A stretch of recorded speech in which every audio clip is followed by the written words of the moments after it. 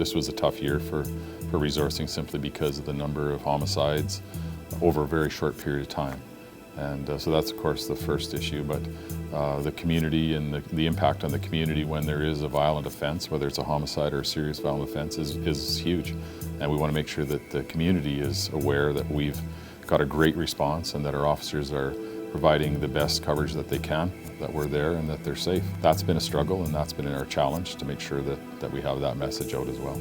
So we're trying to place those resources as strategically as possible, and we have two neighborhoods that intersect where most of our calls for service are coming from. A lot of the violent calls are coming, and so we're adding resources where resources are required. And we think that not only will it impact that specific area, the sort of the connection between Riversdale and the Pleasant Hill neighborhood, it'll impact that, but we think that it'll be felt across the city because we'll have a net increase in frontline response.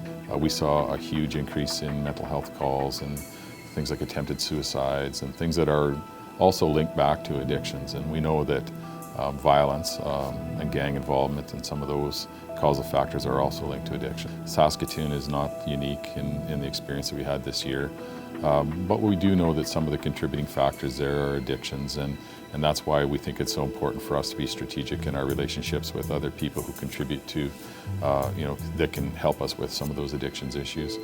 Our officers attended to 79 calls or more where naloxone was used. So there's 11 times our officers treated someone themselves, saved lives. So this is the sort of thing that hopefully we'll be able to continue to celebrate in 2020.